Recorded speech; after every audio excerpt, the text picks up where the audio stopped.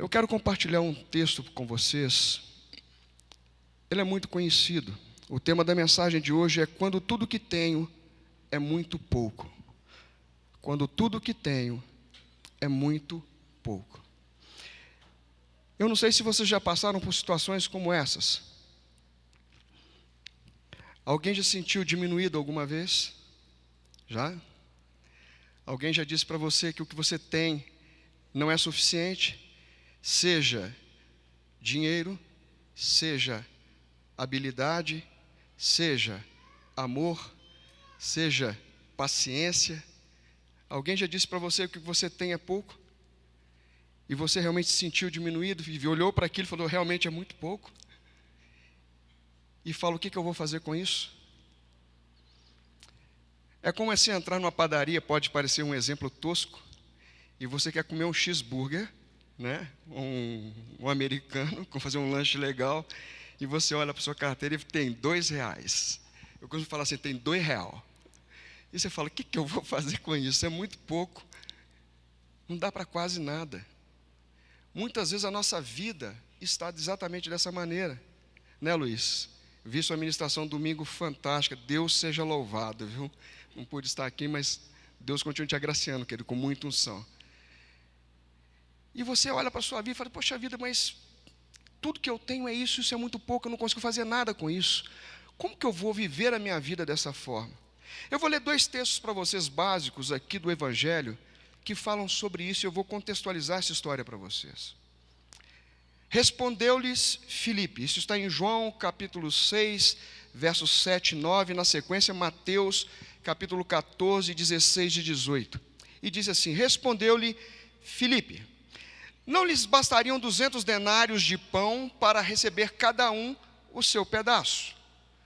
Um dos seus discípulos, chamado André, irmão de Simão Pedro, informou a Jesus: está aí um rapaz que tem 5 pães de cevada e 2 peixinhos. Mas que é isso para tanta gente?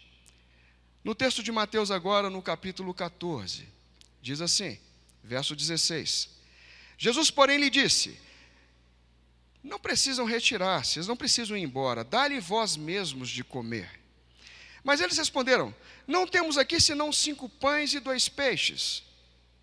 E no verso 18 Jesus diz: então disse: trazei-mos. Amém? Todo mundo conhece essa história, todo mundo conhece esse fato. É um milagre fantástico de Jesus, a primeira multiplicação dos pães. Existem alguns detalhes importantes que circundam essa situação que eu quero mencionar para vocês. Antes desse fato ocorrer, Jesus recebe de volta os 2 discípulos que tinham sido enviados em missão. E eles saíram com a autoridade de Jesus para curar, para libertar os enfermos, para expulsar os demônios. E assim eles fazem.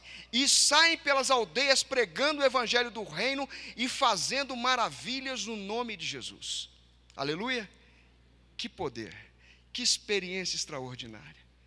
E agora esses homens voltam, mas voltam cansados, só o pó, como a gente diz aqui, um mulambo, mas felizes, e encontram Jesus com quem? Com uma multidão em cima.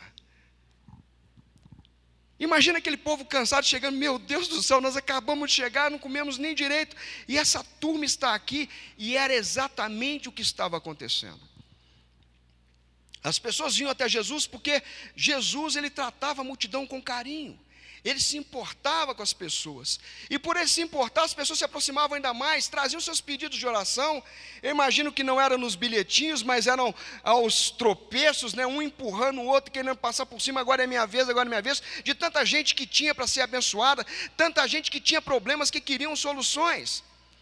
Mas Jesus olhou para os discípulos naquele momento e falou assim: não, vocês estão muito cansados, vocês não tiveram tempo nem para comer. Faz o seguinte: entra no barco e passa para o outro lado do Mar da Galileia. O Mar da Galileia é linda, deve ter uns 18 quilômetros de largura. Você pega o barco, não está para você estar do outro lado, se não tiver vento contrário, e dá tempo de você se correr da multidão e fazer um lanche lá do outro lado. Não tem McDonald's, tá? Mas é rapidinho, você faz um lanche do outro lado e descansa. Só que quando a multidão viu que Jesus foi para o outro lado, imagine um lago, eles deram a volta a pé. E a Bíblia diz que eles estavam tão sedentos que a multidão estava tão a fim de ser abençoada, tão necessitada, que eles chegaram primeiro do que Jesus do outro lado. Jesus atravessando em linha reta, eles fazendo curva, e chegaram primeiro, uma multidão. E quando Jesus chega do outro lado, tipo assim, vocês já estão aqui? Mas Jesus não disse para eles, eu não tenho direito nem de descansar, eu não tenho direito nem de poder fazer meu lanche com tranquilidade? Será que vocês não entendem que eu também preciso de comer? Jesus não disse isso para eles. A Bíblia nos ensina que Jesus tratava a multidão com compaixão. Isso talvez seja uma das coisas que mais falte à igreja hoje. Entender o que é misericórdia, entender o que é compaixão. Uma certa vez Jesus chegou para os judeus e falou assim, olha, ide e aprendei o que significa misericórdia quero e não sacrifícios. Existem pessoas que estão prontas para se sacrificar até ofertas vultosas, mas não têm coragem de sacrificar o seu tempo para dar atenção para uma pessoa que precisa. Jesus olhava para aquela multidão com compaixão, e mesmo sabendo que os discípulos estavam cansados, precisavam de comer, ele começa a ministrar na vida daquela multidão. A multidão aqui, irmãos, representa de forma clássica, de forma inequívoca, as nossas necessidades. Somos nós aqui representados. Olhe para essa multidão como você fazendo parte dela. Uma multidão que se apresenta diante de Jesus, numa situação naquele momento, que circundava aquela cidade, que cercava aquele povo, que fazia parte daquela realidade, mas nós também temos hoje uma situação que faz parte da nossa realidade, temos uma crise que nos envolve, tem uma crise institucional, política, moral no Brasil, financeira, enfim, econômica. Existe um cenário aqui à volta, mas as pessoas que estavam lá, elas se apresentaram para Jesus com carências emocionais, com carências afetivas. Elas se apresentaram para Jesus com carências da sua alma, e também carências físicas, necessidades de cura no corpo. Elas se apresentaram para Jesus também com dificuldades materiais, dificuldades financeiras. Elas se apresentaram com dificuldades espirituais, alguns estavam possessos de espíritos imundos, e eles se apresentaram a Jesus, foram levados para serem libertos. Eles também tinham carências relacionais, carência de atenção. Essas multidões continuam existindo. Essas multidões continuam se apresentando diante de Jesus. E Jesus não mudou. Jesus não mudou.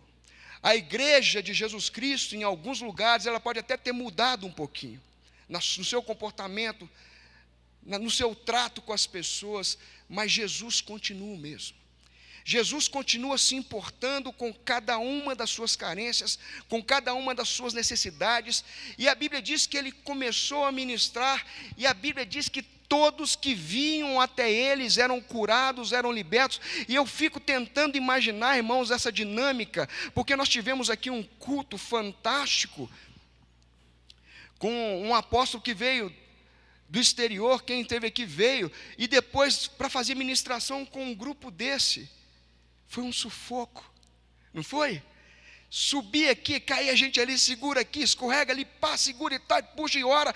Irmãos, com um grupinho desse, lá tinha 5.000 pessoas. 5.000 pessoas querendo ser curadas, querendo ser tocadas, e Jesus gastando tempo com aquelas pessoas. Só que chegou um momento onde nós entramos agora na nossa ministração, quando tudo que tenho é muito pouco. Chegou a hora daquelas multidões que foram curadas, que foram libertas, que foram tocadas por Jesus, irem embora. Mas Jesus não te despede vazio. Jesus se importa. E agora era a hora de, poxa vida, o que nós vamos dar de comer para elas? Imagine se o pastor, se o apóstolo Lamartine chegasse aqui, no dia que nós recebêssemos uma conferência, como eu creio que ainda vai acontecer nessa igreja, um avivamento tão grande que as pessoas vão querer dormir aqui dentro. e vão ficar um dia e outro, amém? Quem concorda, quem crê nisso, em nome de Jesus, aleluia, glória a Deus, aplauda o Senhor, eu creio. E vão vir para dentro da igreja e não vão querer sair. E aí, o apóstolo chega, eu olhei para você, Luiz, vai ser com você, se eu te pegar para Cristo hoje, viu? Dá para eles de comer, prepara o lanche. Aí você olha para aquela galera, né? Não nesse templo, mas no outro, 2.500 lugares ocupados, mas parede e tal, do lado de fora, providencia o lanche para eles, não deixa embora sem lanchar, não. Queridos, foi mais ou menos isso que aconteceu. Não manda embora de qualquer jeito, não, vamos dar um lanche para eles. Mas, Senhor, como é que nós fazemos isso? Nós aprendemos pelo menos 4 coisas importantes nesse texto. E eu quero compartilhar com vocês. A primeira delas é quem se dispõe a ofertar. Quem se dispõe a ofertar? O primeiro ensinamento é que está aqui um rapaz que tem 5 pães de cevada e 2 peixinhos. André, irmão de Simão Pedro, era um menino ativo lá, foi um dos primeiros a se converter, encontrar o Cristo, ele era seguidor de João Batista, e ele já vai correndo para chamar Simão, Simão, achamos o Messias, vem logo, eu quero te apresentar, foi logo contar a novidade. Então era um rapaz ativo, e ele já tratou de descobrir no meio daquela multidão de 5.000 pessoas, que havia um rapaz ali, com 5 pães de cevada e 2 peixes. Por favor, não me perguntem como ele descobriu, o que ele estava fazendo, se ele estava verificando a bolsa das pessoas, mas ele descobriu naquele momento que havia uma pessoa, um garotinho, com 5 pães e 2 peixes. Eu posso dizer para vocês que aquele garoto estava com o lanche dele guardado. Ele foi prudente, saiu, falou, eu vou para esses eventos, você sabe como é que é. Começa a curar, começa a libertar, o povo empolga, passa o dia todo e eu vou levar meu lanche. E levou o lanche dele. Pode ser que 5 pães e 2 peixes tenham sido a sobra do lanche, não importa, era o que ele tinha. Mas aquele garoto tinha alguma coisa que no meio daquelas 5.000 pessoas ninguém tinha. Ele tinha o coração disposto a ofertar. Ele tinha o coração disposto a pegar tudo o que ele tinha. Era pouco. Por isso esse tema, era pouco, mas ele se propôs a pegar tudo e entregar em favor de uma causa, entregar em favor de uma obra.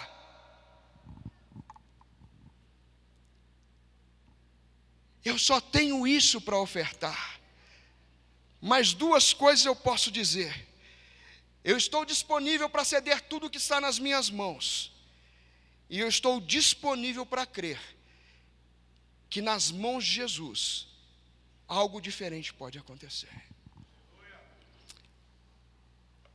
O que você tem na sua mão, que ainda é pouco? Paciência, é pouca. Tolerância, é pouca. Compreensão, é pouca. Amor, é pouco. Fé. Mas você está disponível para ofertar? Você está disponível para colocar isso em favor de uma grande obra? Você está disponível para colocar o que você tem nas suas mãos para abençoar a outros? Essa que é a grande pergunta e a grande reflexão que nós fazemos nesse primeiro ponto. A disposição de se dar, a disposição de se doar, a disposição de se entregar. É muito comum encontrar pessoas que precisam de receber. Hoje, como pastor, e antigamente apenas como irmão Rubem, não mudou nada. Eu sempre encontro pessoas assim, eu preciso, eu quero. Tem alguma coisa de errado? Não, querido, você tem que correr atrás de sua bênção, sim. Mas você vai entender um dia que a bênção vai começar a correr atrás de você. Você não vai precisar mais correr atrás dela. Mas as pessoas querem receber oração, e você vai orar por aquelas pessoas, você vai doar o seu tempo. Eu só dou aquilo que eu tenho, e eu tenho as iguais 24 horas que você tem. Eu sou pai de 4 filhos, sou casado, eu trabalho, eu tenho o meu ministério, eu tenho coisas por fazer, estou sem empregada em casa, ela está de férias, eu lavo, eu passo, eu cozinho, eu dou lanche, eu dou mamadeira, eu balanço o berço com um pé e dou a mamadeira com o outro. Eu sei o que é ter necessidade de usar bem o tempo. Mas eu te pergunto, por que eu posso atender outras pessoas que não fazem parte da minha família? Eu estou dando exemplo comigo que é mais fácil, não que eu quero me exaltar, amém, irmãos? Mas é mais fácil falar da minha dificuldade pessoal. Eu só tenho 24 horas como você, mas eu só posso dar o que eu tenho. E se o meu tempo é pouco, eu falo, Jesus, eu tenho 5 minutos e 2 segundos. O que é isso para tanta gente? Quando eu tiro isso da minha mão e entrego na mão de Jesus, porque Ele olha para o meu coração ofertante, o meu coração disposto a doar, Ele transforma isso no tempo necessário para abençoar as vidas que têm que ser abençoadas. Amém? Vocês estão entendendo, irmãos? Aleluia, glória a Deus. As palmas exaltam o Senhor, amém? Jesus precisava que alguém se dispusesse a abrir mãos, porque muitas vezes será preciso alguma coisa de nós, alguma coisa ofertada por nós, para que o milagre aconteça. Que tipo de milagre que você precisa na sua casa? Peço pedir para o Tchuco já colocar 1 Reis 17, versos 9, 13 e 14, por favor. Aqui fala da história da viúva Sarepta. Elias, ele libera uma palavra contra o reino de Acabe, um dos reis mais cruéis, mais miseráveis da terra de Israel, aquele rei que não se importava em fazer aquilo que afrontava a Deus, e ele conseguiu ser pior do que todos os reis que vieram antes dele. Ele se casa com Itzbaal, que é Jezabel, filha de Baal, filha do rei que adorava Baal. E ele começa agora a adorar outros deuses, e Elias se levanta contra esse homem e libera uma palavra profética que diz: a partir de agora não cai uma gota d'água nessa terra, a não ser pela minha palavra. E a Bíblia diz que o Senhor fala com ele, fala: agora sai daqui, foge, vai morar ali no leste, perto do ribeiro de Querite, e lá eu vou dar ordem aos corvos para te alimentar de manhã e de tarde com pão, carne, e você vai beber da água do ribeiro. E ele ficou ali alguns dias, e depois o ribeiro secou. Ele falou assim: agora você vai levantar-se e vai para Sidom. Sidom é na região do Líbano, e eu vou dispor uma viúva para que ela tome conta de você. Eu falei: meu irmão, desculpe, ouvir a palavra de Deus é maravilhoso, mas ele quer falar assim: não, eu vou colocar uma viúva para tomar conta de você. Você tem que entender o que significava uma viúva naquela época. Uma viúva naquela época precisava de alguém que tomasse conta dela, amém? Assim que eles eram instruídos: cuide do seu pai até o final da vida. E não era comum o pai ter que cuidar do filho o tempo todo. O filho, depois de maduro, era ele que cuidava dos pais. Mas agora Deus vira para Elias e fala: olha, eu tenho um programão para você lá em Sidom. Sai daqui e vai para lá, para Sarepta, porque lá eu já designei uma viúva para tomar conta de você. Às vezes a ficha da gente não cai. Senhor, mas é de lá que vai sair o meu sustento? Ele não perguntou isso, porque tudo que eu tenho na minha mão é muito pouco. O que eu posso fazer com isso? E aquela viúva passava pela mesma situação, e diz assim o texto em 1 Reis, capítulo 17, verso 9: dispõe-te e vai a Sarepta, que pertence a Sidom, e demora-te ali, onde ordenei uma mulher viúva que te dê comida. Verso 13. Elias lhe disse: não temas, dizendo para a viúva, vai e faze o que disseste. Ela tinha um pouco de farinha, que ela ia cozer um bolo, ia comer com o filho, e segundo ela, depois morrer. Falei: não, faz o que você disse que vai fazer, mas primeiro prepara o bolo para mim, um bolo pequeno, e traze-o aqui fora.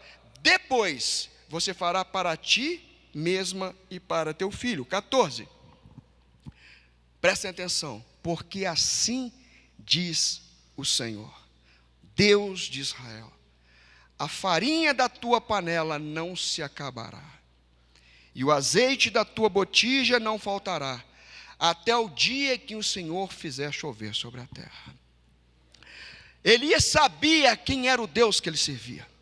Elias sabia que quando Deus designou a viúva, não importava se o que ela tinha na mão era muito pouco, mas ele sabia que ele tinha com ele a palavra profética para transformar aquele pouco no suficiente para cuidar dele, da viúva e daqueles que estivessem com ela, porque a palavra do Senhor é que nos faz prosperar no nosso caminho. Muitas vezes nós somos resistentes a entregar o que nós temos nas mãos, nós somos resistentes para entregar a Deus em oferta aquilo que está nas nossas mãos, mas Deus é poderoso para ampliar a sua oferta e multiplicá-la em bênção na vida das outras pessoas.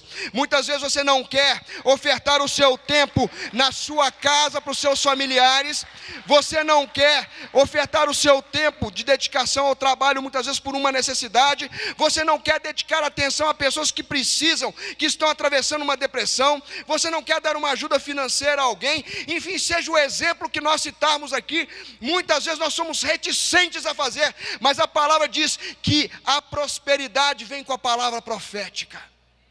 A prosperidade vem com a obediência, a prosperidade vem com a entrega, e tanto no exemplo daquela criança que André encontra no meio da multidão, quanto da viúva Sarepta, eles entenderam que o que eu tenho na minha mão é muito pouco, e eu preciso da bênção de alguém maior do que eu. Quem é que pode abençoar aquilo que está nas suas mãos, querido? O segundo ponto que eu quero compartilhar com vocês, diz assim: mas o que é isto para tantos? Precisamos olhar para os nossos poucos recursos com os olhos de Deus.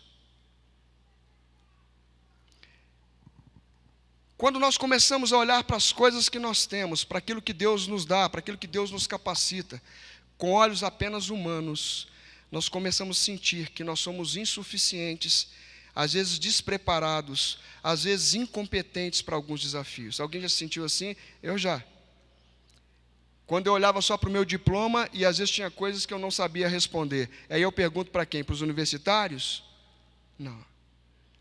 Querido, muitas vezes na sua vida, tudo que você construiu, toda a excelência da sua carreira, toda a excelência do seu conhecimento, do seu intelecto, não serão suficientes para equacionar questões que vão aparecer diante de você.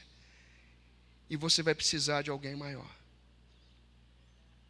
O que é isso para tanta gente? Jesus, quando ele olhou para os 5 pães de cevada e 2 peixes, ele viu o que tinha, ele viu a oportunidade, ele viu o material, a matéria-prima para o milagre. André e os outros discípulos olhavam para aquilo que ia faltar.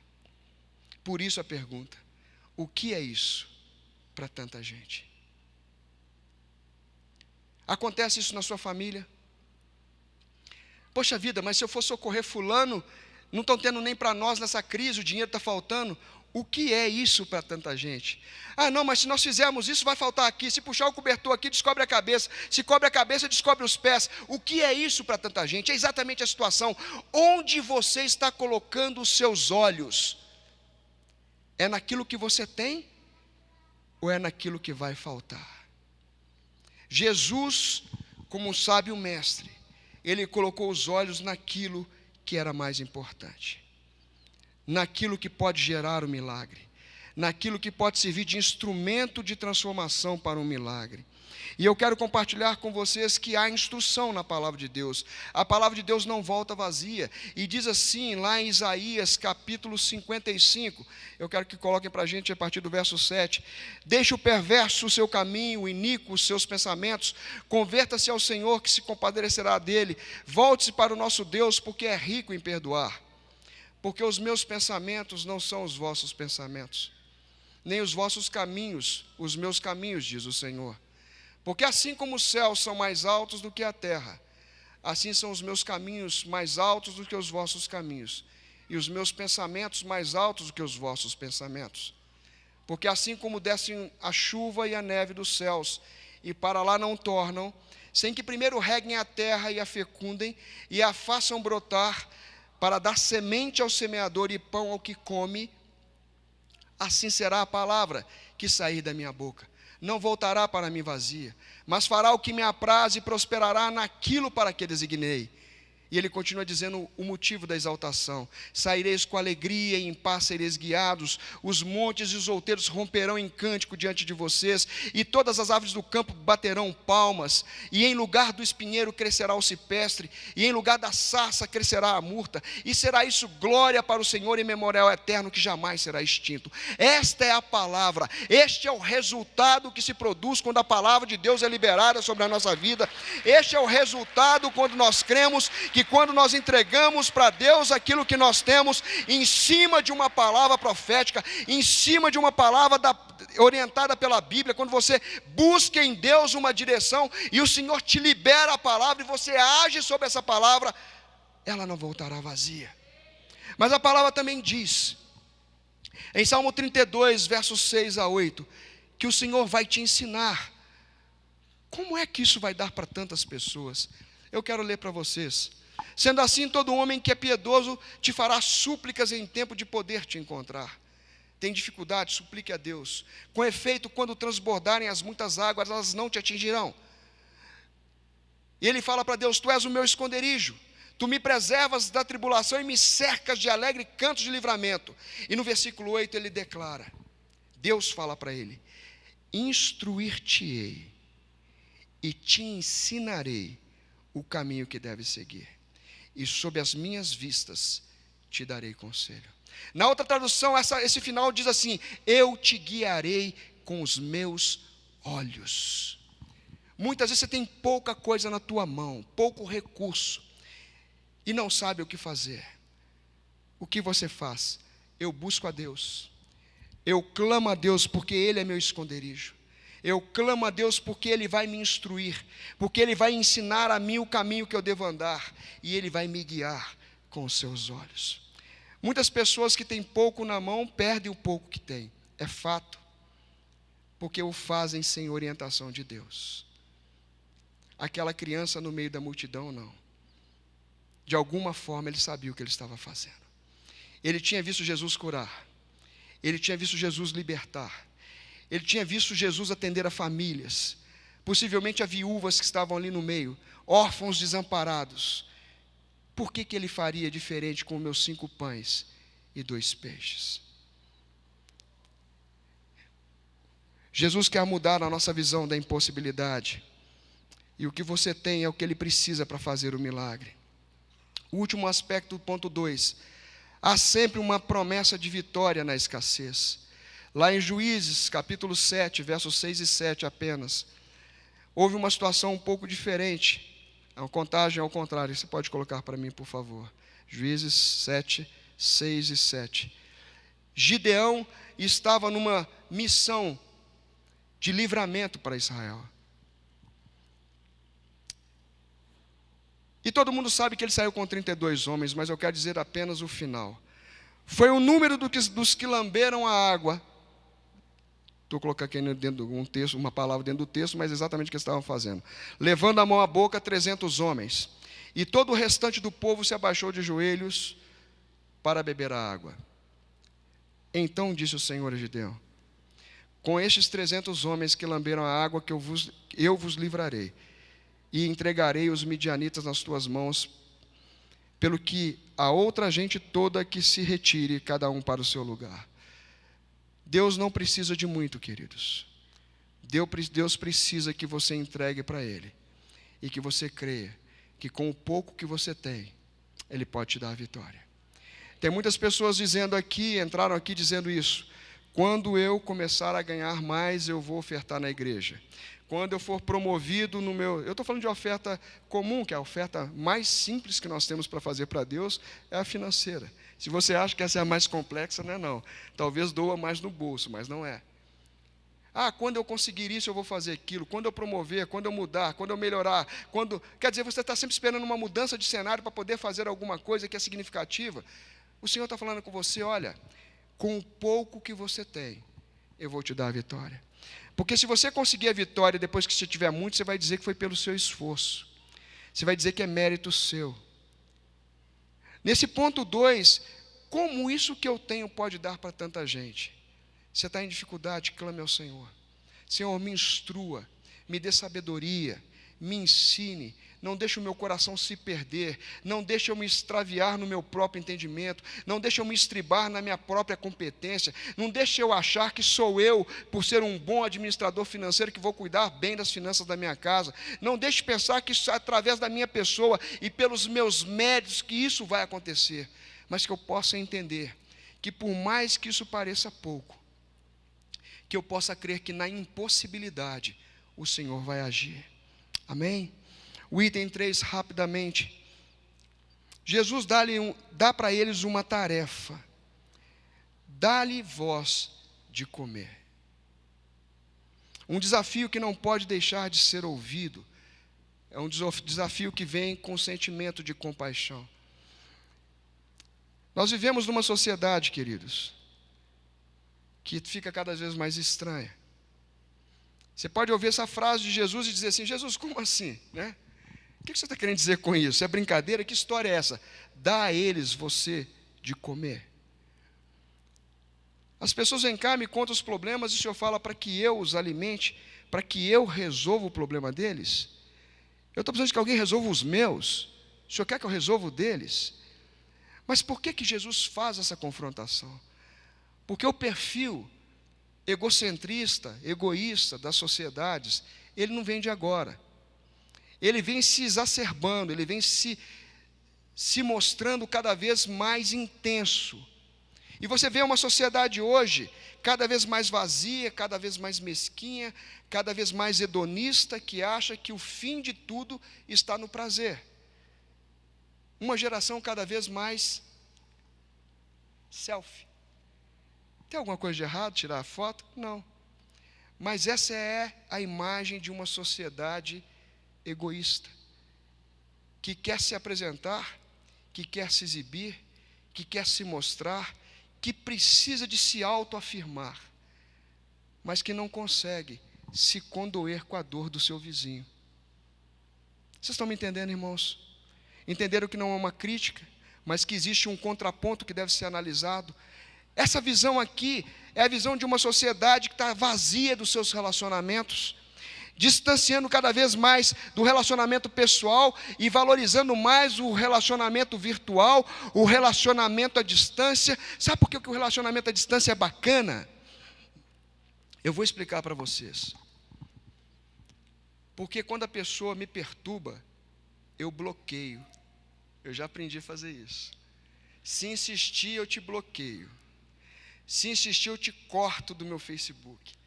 É fácil você se livrar do peso. Isso não é relacionamento. Hoje em dia as pessoas são superficiais.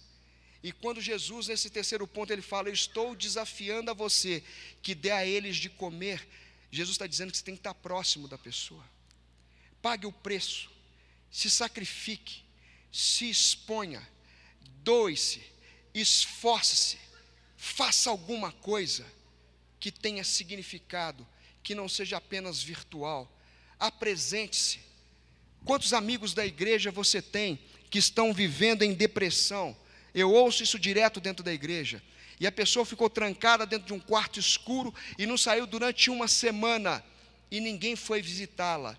Ah, não, mas eu mandei um áudio para ela pelo WhatsApp. Bacana, vale sim, gente, pode mandar. Eu oro pelo WhatsApp direto e mando oração para tudo quanto é lugar. E recebo também. E hoje eu recebi palavras extraordinárias que a minha alma precisava. É válido sim, use esse instrumento como instrumento de Deus. Mas não se prive, não se abstenha, não se furte a responsabilidade de se apresentar pessoalmente. Vá tomar um café. Se a pessoa não tem o café para te oferecer, leve o pó de café, leve o açúcar por garantia e leve uns pãezinhos também. Vá tomar um café com aquela pessoa, se relacione, se aproxime, toque nas pessoas, não fique longe delas, tenha comunhão, não faça comunhão apenas de porta de igreja. A comunhão não é só aqui no templo. Quando nós estamos aqui na maratona de oração, toda quinta-feira, quando eu ministro, e Deus tem me dado a graça, a oportunidade, eu louvo a Deus por poder estar nesse púlpito pregando também, que é um privilégio santo, que eu louvo a Deus por isso. Eu digo para as pessoas: venham aqui para frente, venham aqui para frente. E normalmente eu estou ministrando não aqui de cima, mas estou ministrando, andar devagar por causa do joelho, daqui de baixo. Sabe por quê? Porque eu sou igual a vocês. Título é só título. Jesus me chamou, sim. Eu tenho um peso. Eu tenho, sim, uma responsabilidade como pastor. Eu fui chamado, isso é privilégio, como outros também foram chamados, e como você também foi chamado, mas nós somos iguais. Eu ministro daqui de baixo. Não estou fazendo referência à altura do púlpito, não é isso. Eu estou dizendo que nós somos iguais. Mas quando eu chamo as pessoas aqui para frente, eu tenho que subir uns 2 degraus, por quê? Porque senão eu sou baixinho, né? Eu sumo no meio da multidão. Eu vou ficar igual aquele garoto que estava com 5 pães e 2 peixes, mas eu chamo as pessoas para cá e falo, por favor, cheguem mais, porque senta todo mundo separado. Todo mundo longe do outro. Preciso de 5, 6 cadeiras do meu lado, porque vem para cá. E quando as pessoas chegam bem perto, eu falo, agora abre os braços, porque eu sei que ele vai esbarrar em alguém. Toca em quem está do seu lado. É seu irmão. Toca nele. E diz assim, eu te abençoo em nome de Jesus. Faça isso. Toca nele, eu te abençoo em nome de Jesus. Eu te abençoo. Você faz parte da minha vida. Eu sou corpo de Cristo com você. É isso que agora Jesus está falando nesse item 3. Vá você e dá a ele de comer. Você pode ter tocado numa pessoa hoje que ela nunca recebeu um toque de carinho. Você pode ter tocado numa pessoa que entrou aqui dentro dizendo, Deus, ninguém se importa comigo. E quando você toca nela e fala, eu te abençoo em nome de Jesus, você está dando para ela de comer. Você está dando para ela afetividade. Você está dando para ela carinho. Você está dando para ela bênção, que é muito mais do que uma bênção financeira. Você está dando de você para ela. Você está passando a sua energia para ela. Você está passando a sua identidade para ela. Eu te abençoo. Dê a eles de comer. Dê você. Dê você. Eu vou te levar na minha igreja, porque o meu pastor vai orar para você. Querido, eu tenho certeza que do apóstolo e da apóstola, Pocelas, até aqui embaixo onde eu estou, que eu fui o último a ser ordenado, todos vão orar por você com prazer. Mas Jesus está falando, é você que tem que dar de comer. Não fique esperando alguém chegar para fazer o milagre, mas você está sendo desafiado hoje. É pouco que você tem na sua mão. É pouco que você tem na sua mão. Veja o que nós vamos aprender agora então. Quando Jesus diz que Ele quer que você se envolva, Ele quer que você se importe, Ele quer tirar você do problema e te envolver na solução. Quando Ele fala, eu quero que você o alimente, você vai ficar cheio de dúvidas, sim. Senhor, mas o que eu vou fazer? Como eu vou fazer? Como é que se processa isso? Ele quer que você experimente o poder da multiplicação, passando pelas suas mãos. Ele quer te capacitar a ser um multiplicador em situações de escassez. Dê a eles você de comer. E Ele continua dizendo, no 4º ponto e último, Senhor, nós só temos isso, e o que é isso para tanta gente? Jesus diz assim, traz para mim, aleluia, traz para mim, é pouco, traz para mim, você confia em mim? Belo Hashemera Handrikat Soshamia Hatsar, Mia Kodirika Manakalsar, Rikuya Malekolebashar, Yasar, Yokamborikush, Rikamanekari, Yasamara, Siribekano Chai, Mishuri Kantari Mana, Renai, Kolik Samari Kutizasa, Nekai, Miuri, Nemari, Reshena. Traz para o Senhor aquilo que você tem. Traz hoje para a mão do Senhor aquilo que você tem. Traz a sua incapacidade, traz a sua limitação. A sua esperança é pouca, traz para o Senhor. A sua autoestima está baixa, traz para o Senhor. O seu amor próprio está baixo, traz para o Senhor. A sua saúde, o seu dinheiro, a sua dignidade, a sua fé, a sua vontade de lutar, a sua força, a sua disposição, a sua sensibilidade, o seu amor é pouco. Traz para mim. Traz para mim. É pouco para você, mas eu olho para aquilo que você tem, não para aquilo que te falta, porque eu posso transformar o pouco que você tem num instrumento de multiplicação extraordinário. Eu posso fazer a multiplicação passar pelas suas mãos, e essas mãos que estavam levantadas como mãos carentes, como mãos que não tinham o que ofertar, agora serão mãos abençoadoras, mãos que farão passar a virtude, passar a bênção, passar a graça para o seu próximo. Eu não posso por mim mesmo, mas eu sei quem pode. Traz para mim. O que você vai entregar para o Senhor hoje?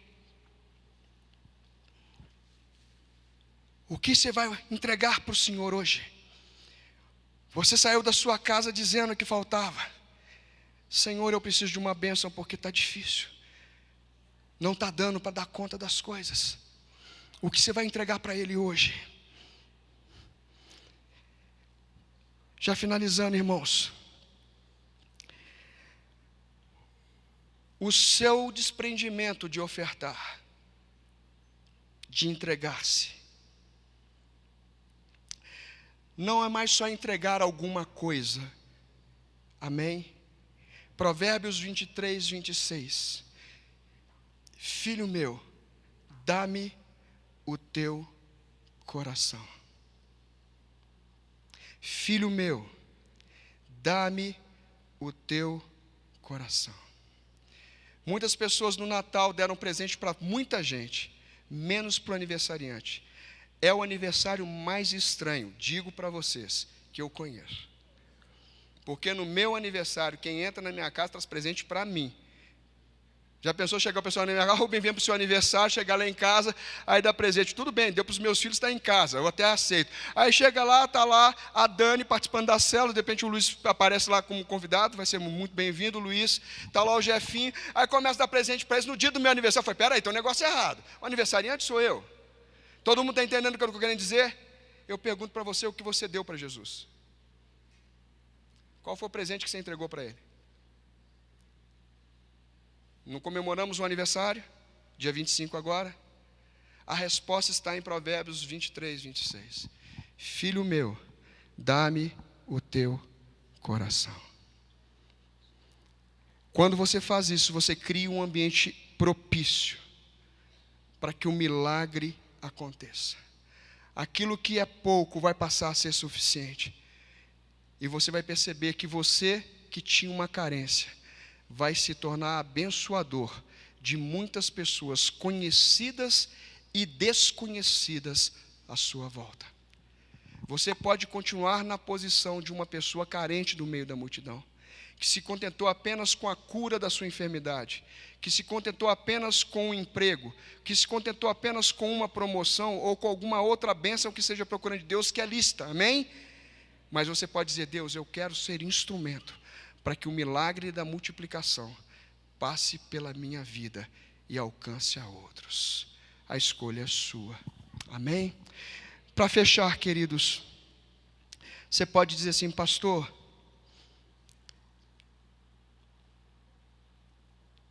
se eu tivesse um pouco na minha mão, eu até levaria. Mas me tiraram tudo. Me deixaram sem nada. Não sobrou nem farelo. Até a minha esperança já morreu em mim. Eu quero que coloque um último versículo em João, capítulo 11, 25, que diz assim. Disse-lhe Jesus, eu sou a ressurreição e a vida. Quem crê em mim, ainda que morra, viverá. Eu quero dizer para você que mesmo que você esteja nessa situação de penúria, onde você pensa que você não tem mais nada para ofertar, que você no meio dessa multidão é aquele que não tem nem o farelo do pão, Jesus vai dizer para você, vem para mim, porque eu posso te ressuscitar. Vem para mim que eu posso te dar uma nova história. Vem para mim que eu posso te dar sentido e significado.